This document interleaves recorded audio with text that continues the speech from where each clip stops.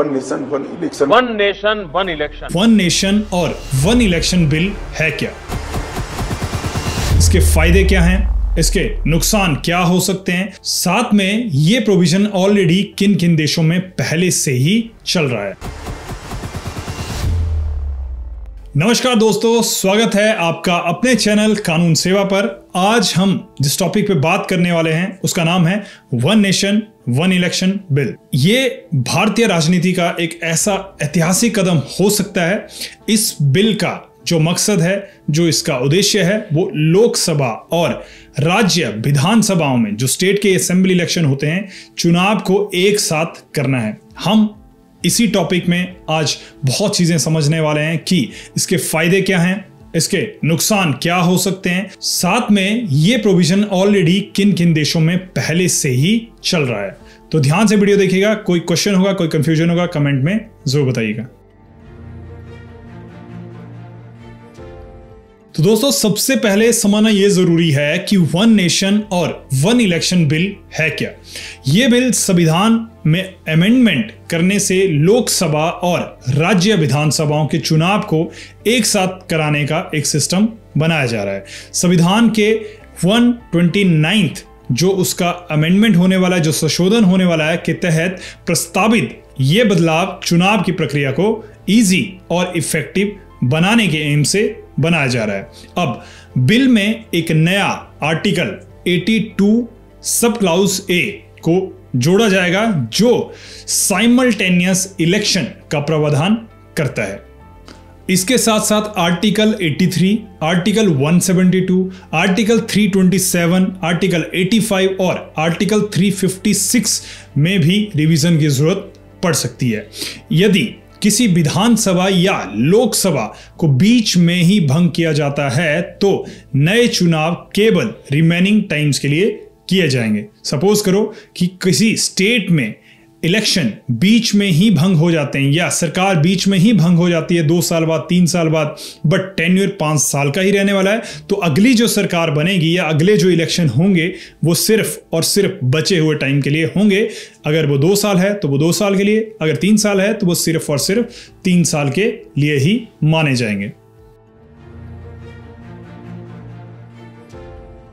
तो दोस्तों, इस बिल को ऑलरेडी संसद में पेश किया गया था, जहां लंबी बहस के बाद ज्वाइंट पार्लियामेंट्री कमेटी, जिसको जेपीसी भी बोला जाता है, वहां के लिए इसको भेजा गया। अब जेपीसी में क्या है, 31 टोटल इसके मेंबर्स होंगे, मतलब 31, जिसमें से 21 लोकसभा और 10 राज्यसभा से होंगे। अब इसके साथ साथ जेपीसी का बहुत बड़ा एक रोल है। वो क्या करेंगे, अलग अलग पक्षों के साथ, सांसद के साथ, लीगल एक्सपर्ट के साथ, पहले के जजेस के साथ, एडवोकेट के साथ और फॉर्मर इलेक्शन कमीशन मेंबर्स के साथ राय लेंगे और इसके बाद जेपीसी के पास 90 दिनों का टाइम होगा, जिसके अंदर उनको एक रिपोर्ट बनाना होगा और वो रिपोर्ट वहां पे सबमिट करना होगा। अगर जेपीसी ये टाइम पे नहीं कर पाता है तो अगले सत्र में फिर से बिल को लाना पड़ेगा। मतलब अगर जेपीसी 90 दिनों के अंदर अपना काम पूरा नहीं करता है, रिपोर्ट सबमिट नहीं करता है, तो अगला जो सेशन बैठेगा वहां पे बिल को फिर से पेश कर दिया जाएगा, क्योंकि इसका टाइम निकल चुका होगा।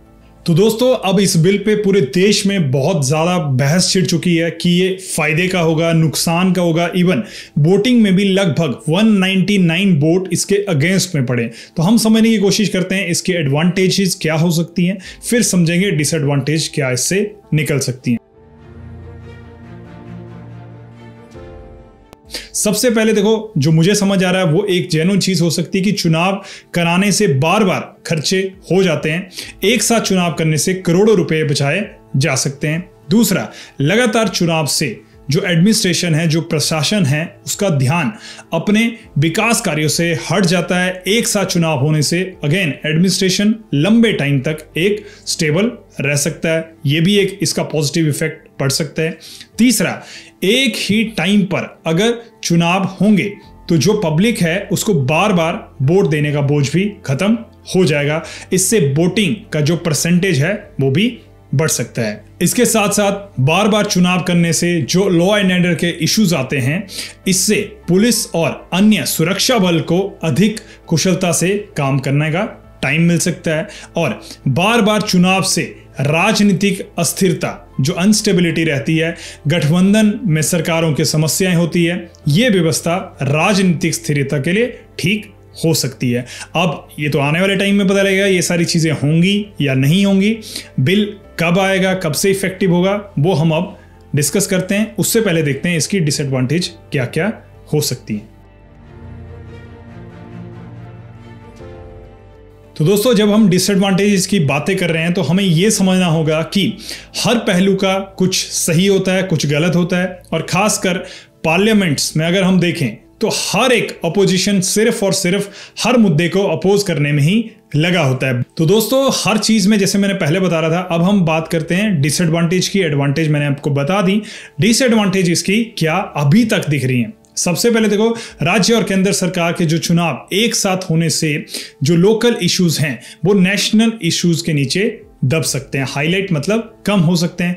दूसरा, संविधान में संशोधन और राज्य सरकारों की सहमति एक बड़ा कार्य है। हमेशा देखो, स्टेट की एक्सेप्टेंस लेना जरूरी है, वो भी यहां पे कम हो सकती है। इतने बड़े लेवल पर अगर चुनाव कराने के लिए निर्वाचन आयोग को बड़ी योजना और अतिरिक्त संसाधनों की जरूरत पड़ने वाली है, क्योंकि एक साथ पूरे देश में इलेक्शन करना अपने आप में एक चैलेंज हो सकता है, स्टेट के भी और सेंटर के भी। इसके साथ बड़े चुनावी अभियान में छोटे जो ग्रुप हैं, जो छोटे दल हैं, जो इंडिपेंडेंट कैंडिडेट्स हैं, उनको भी इशू हो सकता है, क्योंकि नेशनल पार्टीज का बहुत बोलबाला हो सकता है।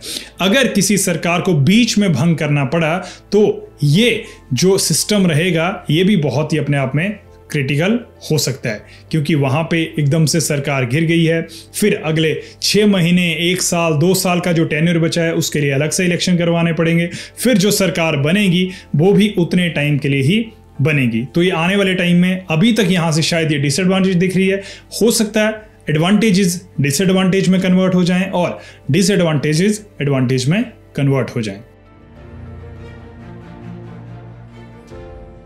इसके अलावा देखो, कुछ ऐसे देश हैं जो ऑलरेडी ये सिस्टम फॉलो कर रहे हैं। दक्षिण अफ्रीका मतलब साउथ अफ्रीका में ऑलरेडी ये चल रहा है, स्वीडन में भी ये चल रहा है, इंडोनेशिया में भी ऑलरेडी ये इलेक्शन सिस्टम चल रहा है, और इसके साथ साथ जर्मनी भी यही स्ट्रक्चर ऑलरेडी फॉलो कर रहा है। तो इन देशों का एक एग्जांपल हम देख सकते हैं। वहां पे अगर हम देखें तो कुछ हद तक सुधार देखा गया है। मतलब अगर हम वहां से एग्जांपल्स उठाएं कि जब से उन्होंने वन नेशन वन इलेक्शन करा है तो वहां पे कुछ हद तक उसका एडवांटेज दिखा है। तो दोस्तों, अब सारी बहस का कंक्लूजन क्या है कि ये अगर आ गया वन नेशन वन इलेक्शन तो ये कब से हो सकता है। साइमल्टेनियस इलेक्शन 2034 मतलब 2034 में लागू हो सकता है क्या? तो ये जो सिस्टम रहने वाला है ये 2029 के लोकसभा चुनाव के बाद 2034 से लागू हो सकती है। तब लोकसभा और विधानसभाओं का कार्यकाल 5 साल का होगा और चुनाव एक साथ होंगे। तो दोस्तों, अगर मैं कंक्लूजन की बात करूं कि इसका क्या कंक्लूजन हम निकाल सकते हैं, तो वन नेशन वन इलेक्शन का जो मकसद है, जो उद्देश्य है, वो एडमिनिस्ट्रेशन और फाइनेंस जो खर्चे हैं फालतू के उनको कम करना है। हालांकि इसे लागू करना अपने आप में बहुत मुश्किल है, आसान नहीं है। साथ में इसमें कॉन्स्टिट्यूशन का अमेंडमेंट करना पड़ेगा, लगभग सभी दलों की सहमति होना बहुत बड़ी एक बात है। साथ में संसाधनों की व्यवस्था, जो चीजें वन नेशन वन इलेक्शन के लिए जरूरी हैं, वो करना भी अपने आप में एक चैलेंजिंग हो सकता है। इन सब का कार्य करना बहुत जरूरी है। अगर ये सारी चीजें नहीं होंगी तो one nation one election effectively काम शायद ना कर पाए। अब बात आती है आपकी क्या राय है। तो इतनी चीजें मैंने अपनी साइड से बता दी, अब आप भी अपनी राय बता सकते हैं। क्या आपको लगता है कि one nation one election Bharat के लिए सही कदम हो सकता है? हमें कमेंट करके आप अपनी राय बता सकते हैं। अगर ये जितनी भी मैंने आपको जानकारी दी आपको अच्छी लगी या कुछ आपको सीखने को मिल रहा है या आपको एडवांटेज और डिसएडवांटेजेस में डाउट है तो वो भी आप हमें बता सकते हैं। तो अगर आपको ये जानकारी उपयोगी लगी तो हमारे चैनल कानून सेवा को सब्सक्राइब करें और इस वीडियो को शेयर जरूर करें। हम मिलेंगे आपसे अगली वीडियो में, तब तक के लिए जय हिंद।